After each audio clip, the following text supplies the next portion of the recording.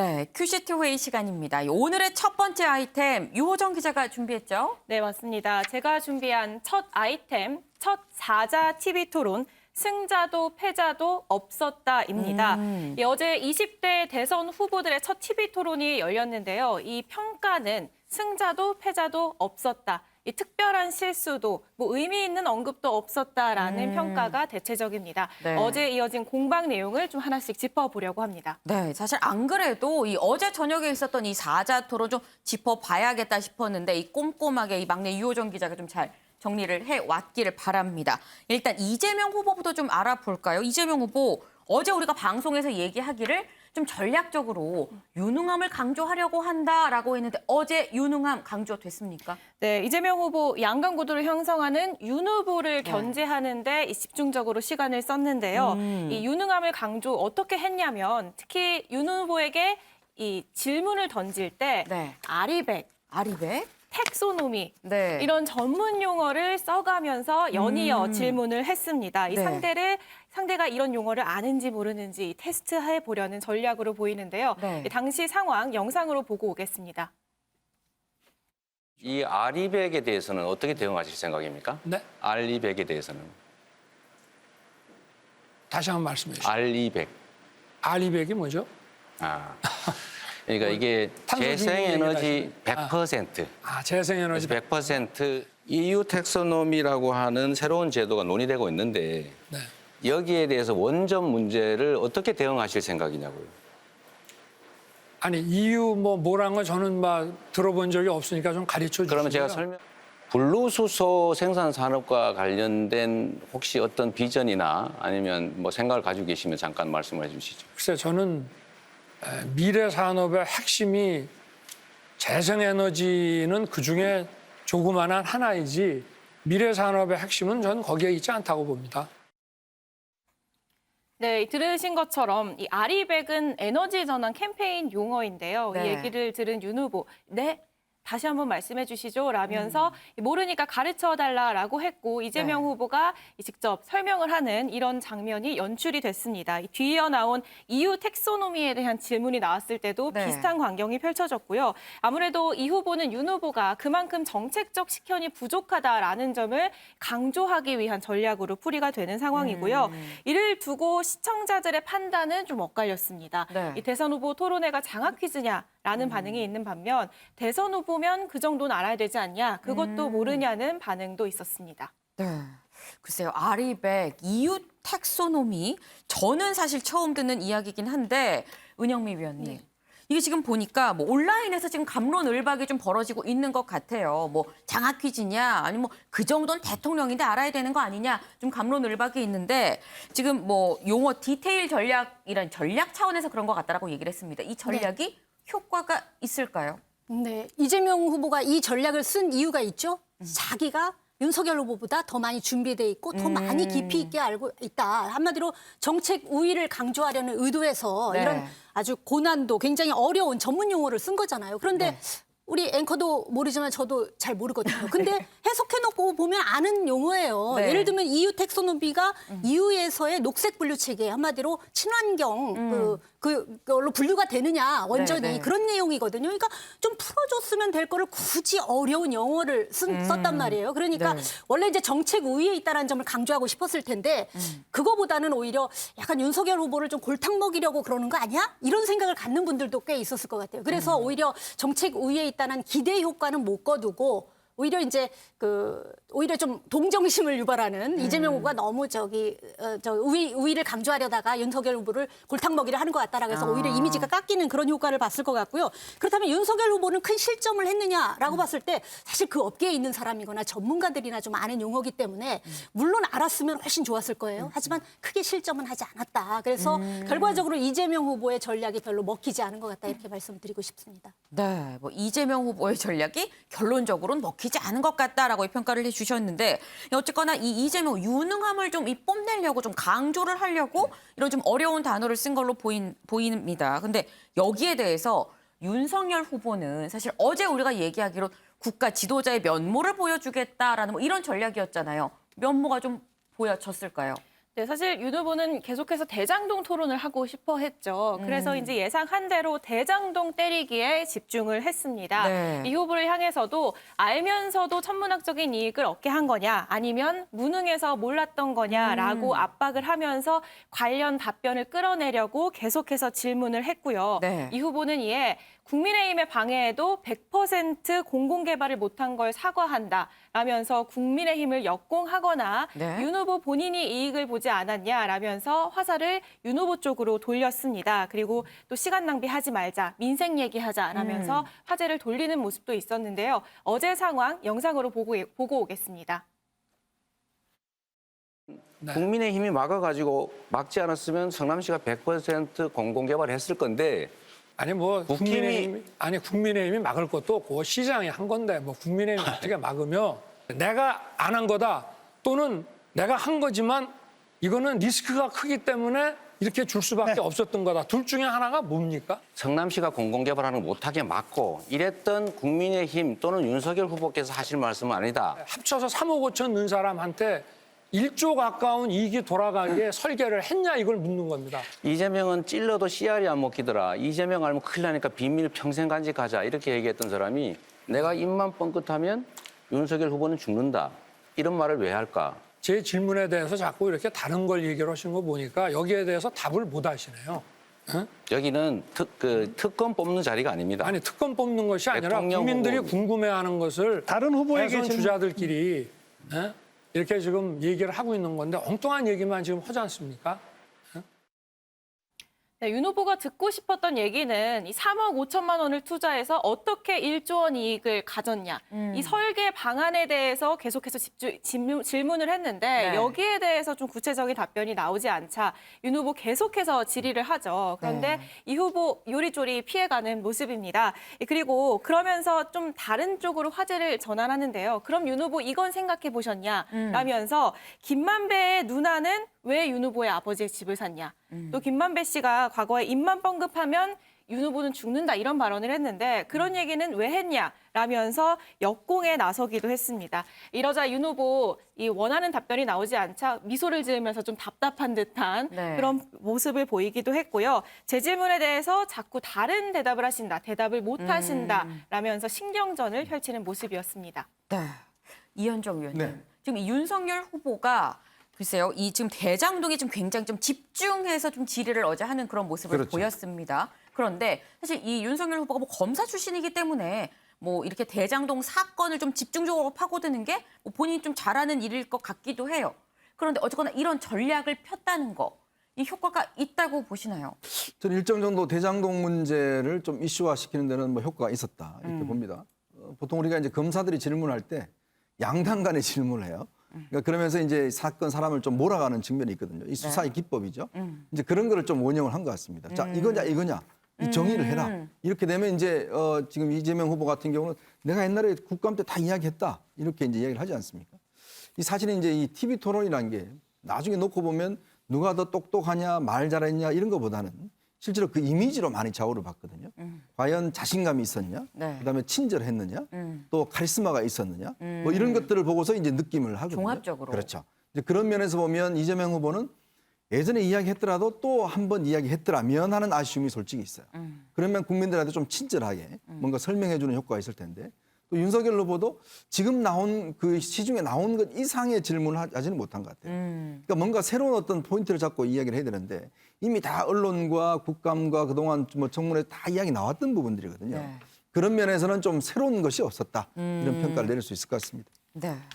그런데 사실 어제 토론 보면서 좀 의외였던 부분이 저희도 방송에서 많이 다룬 게 이 배우자 리스크였었습니다. 뭐 김건희 씨, 김혜경 씨 지금 계속해서 배우자 리스크가 나오고 있는데 이호정 기자 어제 의외로 이 배우자 의혹 논란 관련해선 전혀 얘기가 안 나왔어요. 네, 사실 배우자 관련 공방이 있을 거다라는 관측이 그러니까요. 많았지만 이 얘기 토론에서는 일절 없는 분위기였습니다. 일단 이재명, 윤석열 두 후보가 이 토론에 앞서서 사전 인터뷰를 했는데요. 여기서 이재명 후보는 아내가 잘하고 오세요라고 했다라고 네. 얘기를 했고 윤 후보는 응원 안 해주던데요 라고 얘기를 했는데요. 두 후보 이런 아내의 반응을 언급한 이 사전 인터뷰가 후보가 배우자를 언급한 전부였습니다. 이 토론에 들어가서는 일절 서로에 대한 배우자 의혹에 대한 질의를 하지 않았는데요. 네. 뭐 네거티브를 하지 않겠다라는 게 표면적인 이유지만 이 두 후보 모두 역풍을 우려한 전략적인 선택이다라는 평가가 나오고 있고요.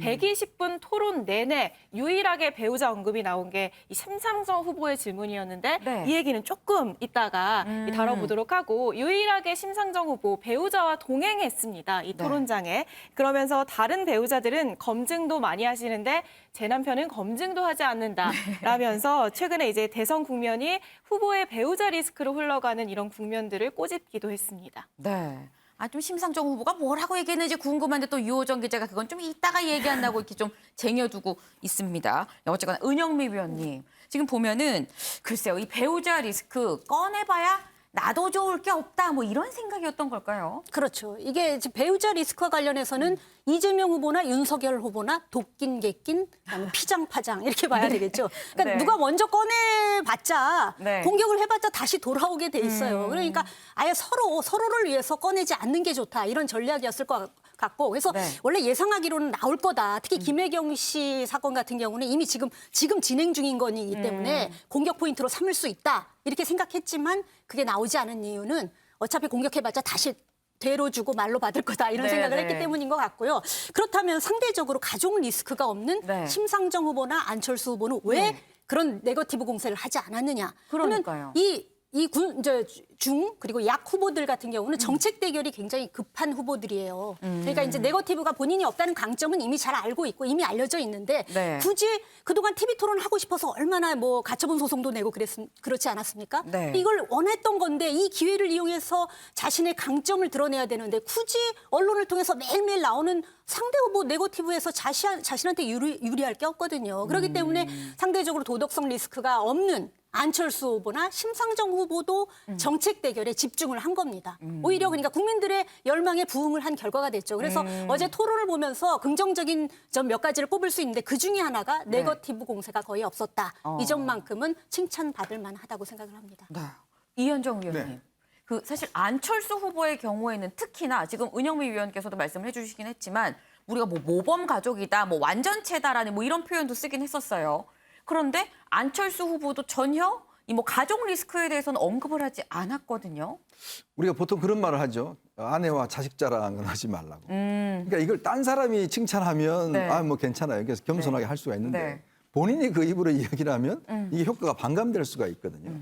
그렇지만 안철수 후보는 이번 토론 전략은 유능함과 그동안의 어떤 많이 축적된 자신의 어떤 능력 이거를 지금 10분 보이는 막 그걸 장으로 활용한 것 같습니다. 이제 그 전략에서 본인이 가지고 있는 과학 기술 쪽이라든지 또 상대 후보들에 대한 어떤 이 질문이라든지 이런 이미지 그리고 또 아시겠지만 5년 전 TV 토론 때 안철수 후보가 사실은 TV 토론에서 감점을 많이 받았거든요. 그때 예전엔 뭐 그랬었죠. 제가 MB 아바타입니까? 네. 뭐 갑철수입니까? 이것 때문에 사실은 토론 이후에 지지율이 상당히 급락을 했어요. 네. 그런 트라우마가 있습니다. 그런 면에서 보면 안철수 후보는 좀 안정감 그리고 어떤 자신이 어떤 이 정국을 이끌어간다는 그런 측면들 그런 측면에서 아마 이제 특히 이제 부인 문제나 이런 문제를 거론하지 않는 것 같고 뭐 굳이 거론하지 않더라도 많은 언론에서 지금 안철수 후보의 뭐 아내와 딸에 대해서는 다들 이야기하고 있으니까 굳이 상대방 후보를 어떤 면 지적할 필요가 없었던 것 같다. 아마 그런 면에서 전략적으로 저는 그 이야기는 피하고 본인이 잘할 수 있는 거 그것만 집중적으로 저는 한 것 같습니다. 네, 지금 이 공통적으로 두 이 해설위원께서 이 모두 이 제3후보 심상정 안철수 후보가 오히려 네거티브를 안 한 게 정책적인 이 유능함을 좀 강조한 게 더 돋보였다라고 지금 칭찬을 해주셨는데 이 안 그래도 어제 토론회를 본 사람들이 몇몇이 뭐 일부긴 합니다만 말하기를 사실 이 양강 구도인 뭐 이재명 윤석열 후보보다 더 눈에 띄는 게 바로 이 제3 후보들이었다. 뭐 이런 얘기를 합니다. 이 안철수 후보, 심상정 후보의 어제 토론 좀 짚어줄 사람 없나요? 네, 두 후보의 네. 활약상은 제가 좀 준비를 해봤습니다. 네. 우선 안철수 후보부터 좀 살펴보면요. 이재명 후보에게는 우선 이 후보는 문정권의 후계자가 맞냐라는 질문으로 이 공격의 포문을 열었습니다. 네. 여기에 이 후보 후계자는 아니다라면서 대신 새로운 이재명 정부를 만드는 것이 목표다라고 답하기도 했는데요. 영상으로 확인하실게요. 이 후보님 문재인 정권의 후계자 맞으시죠? 후계자는 아니죠. 새로운 이재명 정부를 만들고자 하는 것이죠. 그러면 문재인 정권의 부동산 정책에 대해서 몇 점 주시겠습니까? 점수를 숫자로 먹이기는 어려운데 매우 잘못된 부족한 정책이었다. 그래서 저희가 여러 차례 사과드렸습니다. 그럼 집값이 폭등한 원인은 뭐라고 생각하십니까? 공급 부족에다가 수요가 왜곡돼서 그렇겠죠. 저는 특히 이제 임대 사업자 보호 정책 때문에 그래서 가능성이 많습니다. 네, 이 후보 문 정권의 부동산 정책에 몇 점을 주겠냐라는 안 후보의 질문에 네. 정확히 점수를 내진 않았지만은 매우 잘못된 정책이라서 제가 여러 차례 사과를 드렸다라고 답하는 모습이었습니다. 이 안 후보 윤석열 후보에게는 어떤 질문했냐면요. 네. 이 주택 청약 점수 만점이 몇 점인가요? 라고 아까 말한 듯한 약간의 장학 퀴즈식의 네. 질문을 또 한 번 했습니다. 이 윤 후보의 답변까지 듣고 오실게요. 혹시 윤 후보님께서 청약 점수 만점이 몇 점인지 아십니까? 40점으로 알고 있습니다. 예, 84점인데요. 84점에. 예, 작년에 서울 지역 청약 커트라인이 어느 정도인지 혹시 아시는지요? 글쎄 뭐 거의 만점에 거의 다 돼야 되지 예, 않겠습니까? 62.6점입니다, 사실. 네, 사실 주택 청약 관련 질문들은 윤 후보에게는 굉장히 아픈 곳입니다. 기억하시겠지만 이 당내 경선 과정 중에 토론회에서 이 집이 없어서 청약 통장을 못 만들었다라는 발언을 했다가 문매를 맞기도 했는데요. 네. 이 어제 토론회에서도 안 후보의 질문에 윤 후보 청약 가점 만점 전수가 40점이라고 말했다가 안 후보가 아니다라고 말하자 야 84점이다라면서 정정하는 모습이었습니다. 추후 이 질문을 한 이유에 대해서 안 후보가 답했는데요.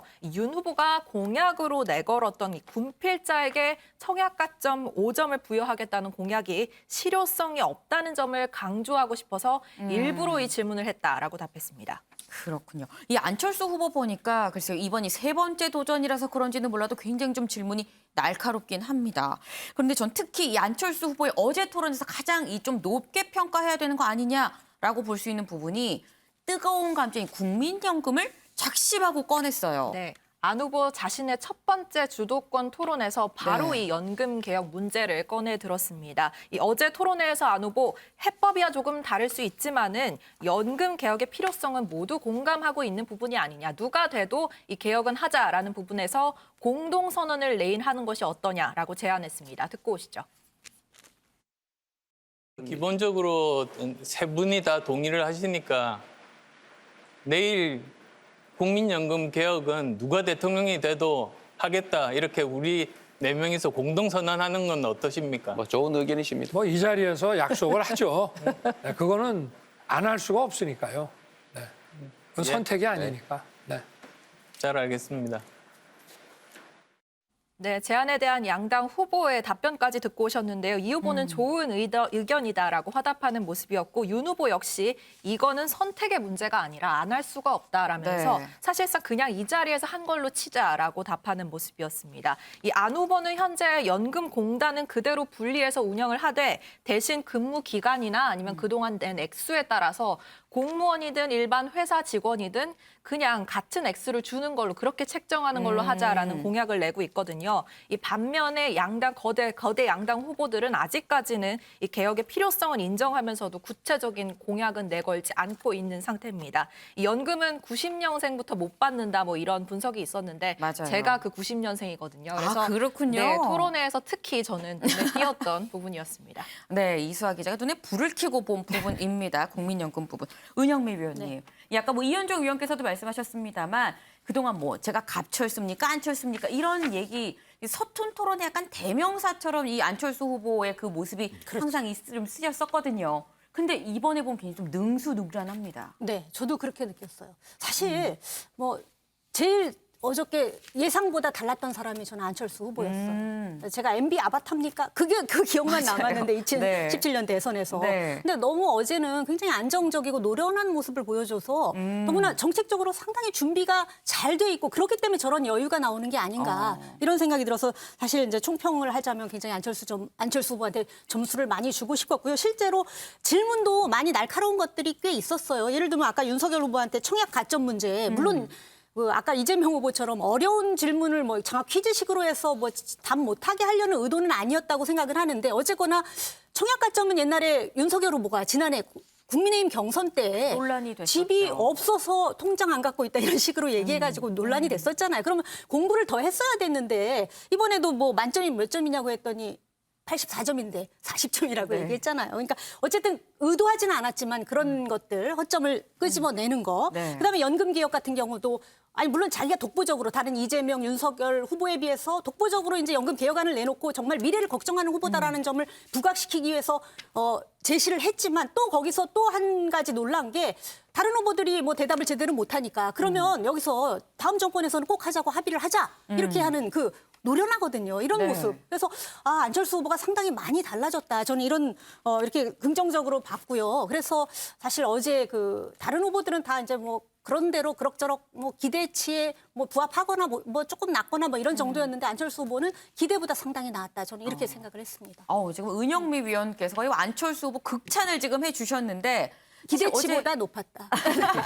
네, 정정. 극찬까지는 아닙니다. 이 기대치보다 높았다라고 이 정정을 해주셨는데 이 안철수 후보 말고 사실 어제 심상정 후보도 좀 활약이 대단했습니다. 이수아 기자. 네.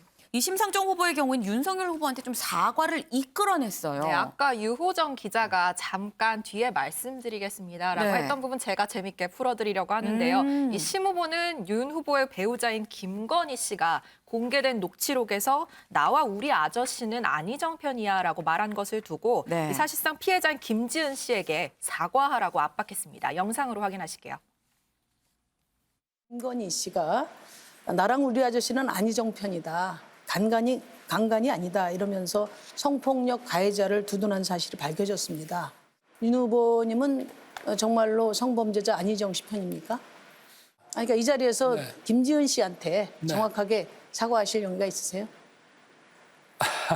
이거 사과하겠습니다. 네, 제가. 해보시죠. 그렇게 저 마음의 상처를 받으셨다면 제가 그런 말을 한 건 아니지만 하여튼 뭐 그런 거로 인해서 상처를 받으신 분에 대해서는 뭐 김지은 씨를 포함해서 모든 분들에게 아주 공인의 안에도 공적인 위치에 있으니까 제가 사과를 드리겠습니다. 네, 심 후보 안전지사를 이 성범죄자라고 지칭을 했습니다. 그러면서 네. 사과할 용의가 있느냐라고 윤 후보에게 직격탄을 날리는 모습이었는데 윤 후보 좀 당황한 듯 보였습니다. 그렇지만 안전지사뿐만 아니라 오거돈, 박원순 전 시장까지 모두 권력형 성범죄자라고 본다면서 이 상처를 받은 모든 분들께 사과드린다라고 밝혔습니다. 네. 지금 보면은 뭐 안철수 후보, 심상정 후보 이 두 후보가 좀 굉장히 좀 나름의 이제 활약을 한 그런 토론이 아니었나라는 생각이 드는데 이현정 위원님, 이 어제 토론 뭐 강력한 한 방이 없었다 뭐 이런 평가가 나옵니다. 저희 지금 뭐 키워드로도 쓰긴 했습니다만 어제 이 토론 100점 만점에 점수를 주신다면 몇 점 주실 수 있을까요? 참 어려운 질문인데 저는 뭐 평균 이상으로 뭐 기대했던 좀 이상의 그런 토론이 아니었나. 한 80점 정도 주고 싶어요. 기대 이상으로 잘했다라는. 네, 그러니까 뭐냐면 전체적으로 이 토론이 예를 들어서 뭐 네거티브 나오고 그러면 굉장히 좀 눈살을 찌푸렸을 텐데 그런 면에서. 나름대로 이제 부동산 문제, 외교안보 문제, 네. 그러니까 후보들이 가지고 있는 이 색깔들을 명확하게 좀 드러냈다. 그 국민들 판단하시기에 나는 이 색깔이 좋아라고 할 수 있게끔 그런 토론이 됐다는 측면에서는 저는 상당히 긍정적으로 봅니다. 근데 이제 아무래도 우리가 토론만 놓고 이렇게 대통령을 뽑으라면 아마 심상정, 안철수 후보가 양강 후보일 거예요. 네. 그렇지만 결론은 또 그렇지가 않죠. 이게 토론이라는 게 그렇습니다. 아까 제가 말씀드렸듯이 이 말로만 뽑는 게 아니라 이미지도 뽑는 것이고 또 각자 지지하는 후보가 잘하면 더 잘해 보여요. 또 상대방 후보는 더 못해 보이고 이제 그런 측면이 있는 것이고 또 이게 이제 아무래도 실질적으로 얼마나 또 이런 어떤 주장이나 이런 것들이 효과가 있을까? 이 실현 가능성이 있을까? 이런 문제에 대해 의문이 있는 거거든요. 네. 지금 국민연금 같은 경우도 당연하죠. 누구나 물어봐도 개혁한다고 그럽니다.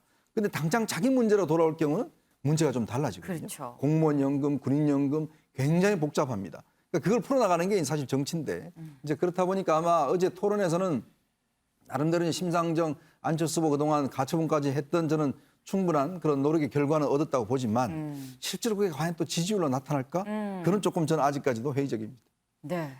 지금 이현정 의원님, 이 나름 80점에 수미한가에서 우 정도 됩니다. 굉장히 좀 높은 점수를 좀 주셨는데 이 이현정 의원님은 80점을 주셨습니다만 이 정작 토론을 한 후보들은 어제 토론 어떻게 평가를 할까, 만족을 했을까 좀 궁금한데요. 알아본 기자 없을까요? 네, 이 부분은 제가 좀 준비를 해봤습니다. 일단 뭐 토론회 끝난 후에 100% 만족한 후보들은 없었겠죠. 후보들 각자 저마다 뭐 최선을 다했지만 조금 아쉬움이 남는다, 이런 소회를 조금 나타냈는데요. 네. 그러면서도 토론회 때 미처 하지 못한 이야기들을 토론회 끝난 후에 이어가면서 네. 장 외에서 신경전을 이어가는 모습을 보이기도 했었습니다. 우선 후보들이 토론회 끝난 후에 했던 이야기들 직접 들어보시고 이야기 이어가겠습니다. 그 업자를 도와준 사람과 세력은 국민의힘과 윤석열 후보죠. 저는 이게 결국은 진실이 백일하에 드러나게 될 것이다. 제가 뭘 물어보면 엉뚱한 얘기를 하니까 여기에 대한 답변에 자신이 없는 거 아니겠습니까? 주말에 뭐 양자 토론이나 이재명 후보에게 제의할 의향이 있으신가요? 아이 뭐 또 어차피 이거 시간 낭비하지 맙시다. 대통령 후보로서 책임 있게 피해자에게 사과하는 것이 필요했는데 그동안에는 그냥 뭉뚱그려서 퉁치고 넘어가는 식으로 이렇게 지금 뭐 후보 검증하기도 바쁜데 지금 부인까지 뭐 이 테이블에 올려놓기가 어렵습니다, 지금. 저는 큰 기대는 안 했는데 연금 개혁에 대해서 네 사람 다 그냥 즉석에서 동의한다는 것을 얻어낸 것만 해도 저는 오늘 토론에 큰 의미가 있었다고 생각합니다. 네, 후보들의 각자의 이렇게 소감을 들어보셨는데요. 저때가 이제 토론회가 끝난 후에 직접 바로 이어진 인터뷰여서 다들 네. 조금 격앙된 모습으로 인터뷰에 그런 면도 임했었는데, 있네요. 네. 일단은 이재명 후보 같은 경우에는 대장동 의혹으로 각 후보들에게 공격을 좀 많이 받았지 않습니까? 네. 이 부분에 대해서 사실 이 대장동 의혹 같은 경우에는 국민의힘에서도 이 의혹에 이제 해당되는 부분이 있는데 이 부분에 대한 이야기는 없었다, 이렇게 좀 불만 섞인 이야기를 나타내기도 했고요. 네. 특히 국민의힘 같은 경우에는 이 100% 민간 개발 주장을 하면서 이 어느 정도 이제 의혹의 지분이 있는데 이 부분에 대한 해명은 없었다. 그리고 김만배 씨 누나가 윤석열 후보의 아버지 집을 샀던 부분도 있었는데 이 부분에 대한 해명도 없었다면서 이렇게 윤석열 후보를 집중 좀 공격하는 모습을 보이기도 했습니다. 네. 반면에 윤석열 후보 같은 경우에는 이재명 후보에 대해서 이제 대장동 관련 질문을 했는데 이재명 후보가 전혀 뭐 대답 안 하고 딴소리만 하더라. 이렇게 자신이 없었던 거 아니겠냐, 이렇게 또 비판하는 모습을 보였습니다. 또 이재명 후보의 공격에 대해서도 20억짜리 집을 내가 1억 깎아서 19억에 팔았는데 이게 무슨 도대체 비리겠냐. 이재명 후보가 대장동과 관계없는 질문을 하고 뭐 이야기를 하면서 본질을 흐리려 한다, 이렇게 반박을 내놓기도 했습니다. 또 이제 토론회 이후에 양자 토론할 거냐, 이런 질문도 받았는데요. 네. 이재명 후보가 말하는 거 보지 않았냐, 이렇게 이야기를 하면서요. 양자 토론이 뭐 TV로 중계되지도 않는 건데 굳이 할 필요 있겠냐, 이렇게 좀 부정적인 태도를 보이기도 했었습니다. 네. 지금 뭐 김현 기자 얘기를 들어보니까 일단 이재명 후보는 좀 나만 갖고 그러냐 좀 억울했고, 윤석열 후보는 이 엉뚱한 얘기한다, 혼자 답답해하고. 근데 아까 영상에서 보니까 김현 기자, 이재명, 윤석열 후보 말고 이 심상정 후보, 안철수 후보도 이 나름 좀 답답함이 있었던 것 같아요, 어제 토론에서. 네, 그렇습니다. 어제 토론에서 안철수 후보 같은 경우에는 네. 앞서 보신 것처럼 국민연금 이야기 꺼냈었잖아요. 그쵸. 이 이야기를 또 이제 본인이 평가할 때 하면서요. 어제 토론에서 가장 의미 있는 성과는 뭐 이 국민연금 공감대를 이뤘던 것이다, 이러면서 조금 자신의 공적을 좀 소개하는 그런 평가를 했고요. 네. 또 청약 뭐 만점 뭐 이런 부분에 대해서 윤석열 후보가 제대로 대답을 하지 못한 점을 또 지적하기도 하고, 또 그러면서도 좀 처음이라 그런지 이 토론회 자체가 조금 약하게 진행된 것 같다, 뭐 이런 소감을 나타내면서 조금 여유로운 개인적인 평가를 내놓는 모습을 보이기도 했습니다. 네. 또 말씀하신 정의당 심상정 후보 같은 경우에도 스스로에게 몇 점 주고 싶냐, 이런 질문을 받았을 때 10점 만점에 8점 정도 주고 싶다. 이렇게 굉장히 스스로에게 좀 토론에 만족한 모습을 보이기도 했는데, 토론회 끝난 이후에는 뭐 윤석열 후보와 이재명 후보 배우자에 대한 비판을 계속 이어가면서 자신의 어떤 강점을 계속 부각시키는 그런 모습 보이기도 했습니다. 그렇군요. 근데 사실 이 토론이 있으면 이 토론으로 인한 어떤 뭐 민심, 여론의 이 향배, 이거를 가장 예의주시하는 건 이 바로 각 캠프입니다. 각 당 캠프인 건데, 캠프는 어제 토론 어떻게 봤을까요? 네, 그렇습니다. 사실 이 토론이 끝나면은 뭐 항상 있는 일이긴 한데요.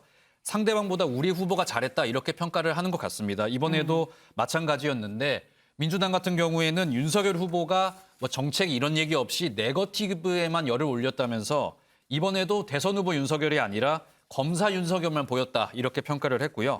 반면에 국민의힘 같은 경우에는 이재명 후보가 대장동 의혹에 대한 답변을 제대로 하지 않는 모습을 계속 보였다 이렇게 이야기하면서 동문서답의 끝판왕을 우리가 봤다 이렇게 또 혹평을 내놓기도 했습니다. 특히 뭐 이준석 국민의힘 대표 같은 경우에는 AI 이준석을 어제 네. 선보이면서요. 우리 윤석열 후보가 잘했다, 참 잘했다 이거를 3번 반복을 하면서 네. 국민의힘 우리 윤석열 후보가 이 토론회에서 우세를 점했다는 거를 좀 강조하는 모습을 보여서 눈길을 끌기도 했습니다. 지금 나오는 저 모습이 그 AI 이준석 대표인가 봐요. 네, 그렇습니다. 똑같습니다, 진짜. 이 AI 윤석열 후보도 있더니 AI 이준석 대표도 있고 네, 얼마나 더 많은 이 AI 정치인들이 나올지 이 기대가 되는데 네, 이 지금 보니까 각 당에서 어쨌거나 자기네들이 짠 어떤 프레임, 우리는 유능하고 이 저쪽은 뭐 대장동을 잘못했고 뭐 이런 식의 어떤 자기들이 짠 프레임의 이 각 당의 평가, 캠프 평가도 좀 짜맞춰지는 거 아닌가 하는 좀 생각이 드는데 이 두 의원님께 좀 공통 질문을 좀 드려볼게요. 이 저희가 지금 토론 얘기를 했잖아요. 어제 토론이 사자 토론이었는데 사자 토론의 승자 한 명만 꼽는다면 누구라고 생각을 하시는지 먼저 은영미 위원부터. 네, 아까 제가 이제 안철수 후보가 제가 기대치보다 높아서 가장 좋은 점수를 주고 싶다고는 했는데 네. 저는 승자는 어제 윤석열 후보라고 생각해요. 왜냐하면 실점을 물론 이제 뭐 대답을 못하는 것들은 있었지만 큰 네. 실점을 안 했거든요. 1등의 입장에서는 실점을 안 하는 게 가장 중요한 전략인데 그 전략에 대체로 부합했어요. 워낙 윤석열 후보에 대해서는 기대치가 일단 낮다. 그러니까 네. 잘하느냐 못하느냐보다 기대치보다 잘했느냐, 기대치보다 낫느냐 이게 굉장히 중요한데 기대치가 이미 낮아 있기 때문에 칭찬인지 비판인지 알 수가 없네요. 네네. 알리백이라든가 뭐 네. 예를 들면 이런 거 몰라도 네. 뭐 그거 모를 수 있지 이렇게 넘어가는 거예요. 그러니까 그래서 크게 실점을 안 했다. 일단 그렇게들 평가를 하기 때문에 그래도 윤석열 후보가 선방했다. 저는 그렇게 보고 싶어요. 네, 이현정 의원께서는 어떻게 보세요? 두 번째라서 참 이야기가 곤란한데 호날두 선수가 골 2골만 넣어도 비판받거든요. 그쵸. 왜냐면 뭐 한 두세 골 넣어야 되는데. 근데 마찬가지로 이게 출발선이 일단 다른 것 같습니다. 그러니까 이재명 후보 같은 경우는 뭐 토론을 워낙 잘한다 해서 뭐 평균적으로 한 80점을 주고 갔어야 되는데 문제는 어제 보니까 굉장히 긴장돼 있었던 것 같아요. 그러니까 이게 웃음이라든지 여유로움이 상당히 이제 보이지 않았다. 네. 이제 그런 측면이 있는 것 같아요. 왜냐하면 이 아무래도 여당 후보 같은 경우는 좀 토론을 주도한다든지 여유로움이라든지 이게 상당히 중요한데 모르겠습니다. 뭐 김혜경 씨 문제 때문에 그런지 모르겠지만 굉장히 좀 경직돼 있었다. 반면 윤석열 후보 같은 경우는 정말 조마조마 저 또 말실수하지 않을까? 아마 이제 지지자분들이 많은 그런 걱정을 하셨을 거예요. 근데 이제 외교안보 면에서 본인이 좀 더 이 특장점을 좀 드러낸 게 아닌가. 좀 더 색깔을 명확히 한 것 같습니다. 네. 그러니까 보면 사드 배치 문제라든지 이런 데 대해서 또 이제 안철수 후보 같은 경우는 토론은 잘했지만 제가 보기에는 좀 불안한 모습들. 그러니까 좀 떨리는 목소리라든지 이런 것들이 좀 여전히 개선이 안 된 측면들 있었고 심상정 후보 같은 경우는 이제 지적과 말은 잘하지만 이게 어떤 면에서 실현 가능성이 좀 있는가 이거에 대한 좀 의문점들이 솔직히 있어요. 이제 그런 면에서 놓고 보면 저는 처음에 이 주제하듯이 승자도 패자도 없었다. 전체로 보면 자기 수준에 맞게끔 어떤 면에서 보면 이 평균적으로 이 토론 자체는 일단 무난한 출발점이 됐다. 그렇지만 이제 앞으로 남아 있는 선관위 주최 3번의 토론이 있지 않습니까? 그렇죠. 아마 거기서 이제 본격적인 진검승부가 좀 나오지 않겠는가 그렇게 예상을 해봅니다. 그렇다면 4명 중에 1명은 꼽지 않겠다라는 말씀이실까요? 아니 뭐 저도 사실은 솔직히 저 은영미 의원 비슷하게 네. 윤석열 후보가 뭐 침대 축구를 하든 뭘 하든 어쨌거나 좀 선방은 했다. 그런 측면에서는 전체로 출발선에 놓고 본다면 윤석열 후보가 조금의 어떤 선전을 하지 않았냐 그렇게 보고 있습니다. 네, 이 두 의원께서 공통적으로 이 윤석열 후보가 이 4명 주자 중에 좀 승자다라고 꼽아주시긴 했는데 글쎄요, 이게 이 칭찬인지 비판인지 알 수가 없는 묘한 이 답변이셨습니다. 왜냐하면 기대치가 낮아서 기대치보다 좀 잘했다 뭐 이런 평가였었기 때문에 칭찬인 듯 칭찬 아닌 칭찬이었습니다. 이 다음 얘기로 가면 글쎄요, 저희가 지금 당 차원의 평가까지 캠프 차원의 평가까지 좀 알아봤는데 보니까 김현 기자 이 개별 의원들이 이 또 각자 다 토론을 보고서 또 평가를 내놨더라고요. 네, 그렇습니다. 어제 TV 토론을 두고 여러 이제 감상평들이 이어지고 있는 네. 상황인데요. 일단 몇 가지 저희가 소개를 해드리려고 하는데 민주당 일단 송영길 대표 같은 경우에는 본인의 SNS에 조금 특별한 글을 올렸습니다. 지금 보고 계신 저 글인데요. 네. 저게 윤석열 후보의 발언을 한꺼번에 이제 쉼 없이 한 문장으로 적은 건데 저희가 저걸 조금 정리해서 말씀을 드리면 윤석열 후보가 대장동 의혹에만 집중을 하면서 주택 청약이나 뭐 알리백 이런 중요한 내용을 좀 모르고 있더라. 이렇게 윤석열 후보를 비판하는 글입니다. 네. 특히 뭐 민주당에는 뭐 앞서도 보셨겠지만은 윤석열 후보가 그 재생에너지 아리백 이 용어를 몰랐다 이렇게 답한 거를 두고 굉장히 좀 집중해서 비판을 하고 있는 모습이거든요. 오늘 오전에도 민주당이 이 내용을 두고 좀 비판하는 모습을 보였다고 하는데요. 민주당의 이야기 직접 한번 들어보시겠습니다. 100번 양보를 해서 이야기를 하더라도 알리백에 대한 이 고민이 전혀 없었다라고 하는 건 정말 심각합니다. 이 대선 후보가 알리백 자체를 모른다는 것은 충격이었습니다. 게다가 전 세계적인 추세임에도 불구하고 현실적으로 가능하지 않다고 생각한다. 이렇게 어처구니 없는 답변을 한 데 대해서 정말 이 충격을 더했습니다. 네, 민주당의 이 알리백 비판에 대해서 반면에 국민의힘 같은 경우에는 이 토론회가 뭐 장학 퀴즈도 아닌데 여기에 대해서 계속 비난을 집중하고 있는 민주당을 좀 비난하는 모습 보였고요. 네. 오히려 이재명 후보가 이렇게 앞뒤 없이 갑자기 이 용어를 꺼내면서 TV 토론에서 이 이야기만 한 거는 국민에 대해서 좀 예의가 없는 행동이었다. 이렇게 맞 공격에 나서는 모습도 보였습니다. 그런데 지금 이 김현 기자가 소개해준 내용은 뭐 송영길 대표, 뭐 윤호중 원내대표 다 민주당 쪽 사람들입니다. 국민의힘에서는 토론에 대해서 뭐 평가 내린 의원 없을까요? 네, 조금 토론에 대해서 좀 재밌게 이야기한 분이 있는데요. 네. 바로 윤석열 선대위에 얼마 전에 합류한 홍준표 의원입니다. 홍준표 의원이 다름이 아니라 자신은 이 토론회를 안 봤다고 이야기를 해서 봤다고요? 네. 그래서 지금 눈길을 끌고 있습니다. 자신이 운영하는 그 청년의 꿈 게시판이 있지 않습니까? 네. 여기에 이제 토론 어떻냐 이렇게 좀 평가해달라는 질문이 있었는데요. 네. 홍준표 의원 이거 대해서 좀 못 봤어요. 이렇게 답을 하면서 이게 뭐 정말인지는 모르겠지만 토론회를 안 봤다고 답해서 조금 눈길을 끄는 모습 보였고요. 또 홍준표 의원 같은 경우에 이 여러 가지 이제 글들이 올라왔는데 여기에서 네. 이제 강력한 우파 정치인이 없다. TV 토론회를 잘 보니까. 네. 그리고 홍준표 의원이 좀 대신 나서줬으면 좋겠다. 이런 글이 올라가기도 했는데요. 홍준표 의원 같은 경우에는 그 강력한 우파 정치인, 이게 국익이다. 이렇게 자신의 좀 존재감을 조금 강조하는 듯한 모습을 보이면서 좀 여러 답변들이 눈길을 끄는 모습이었습니다. 근데 저 질문이 강한 우파 철학이 있는 후보가 왜 없냐라는 이 어떤 네티즌의 이 질문인 건데 어제 나온 4명 후보 중에서는 이 강한 우파 철학이라고 한다면 굳이 4명으로 따지자면 윤석열 후보를 얘기한 게 아닐까 싶어요. 이 윤 후보에 대해서는 직접적으로 좀 홍준표 의원이 얘기한 게 없을까요? 네, 윤석열 후보에 대해서 직접적인 평가는 저렇게 토론회 안 봤다면서 조금 피하는 모습 보였지만요. 네. 약간 이제 빗대서 표현을 하는 모습이 있었습니다. 어제 한 댓글 중에는 그 베네수엘라의 이제 포퓰리즘 정치인 차베스에 빗대서요. 네. 이재명 후보와 윤석열 후보를 경기도 차베스와 검찰 차베스로 이렇게 표현을 하면서 둘 중에 하나 골라달라고 이야기를 했는데 네. 둘 중에 골라달라는 이 질문에 할 말이 없다 이렇게 답변을 남겼습니다. 네. 보통 같은 뭐 윤석열 후보를 조금 선택을 할 법도 한데 할 말 없어요 이렇게 이야기를 하면서 말을 아끼는 모습 보이기도 했고요. 또 이제 이재명 후보와 윤석열 후보 같은 경우에 이제 이재명 후보와 안철수 후보 같은 경우에는 토론을 조금 잘하는 것 같은데 윤석열 후보는 토론에 좀 실력이 부족한 것 같다.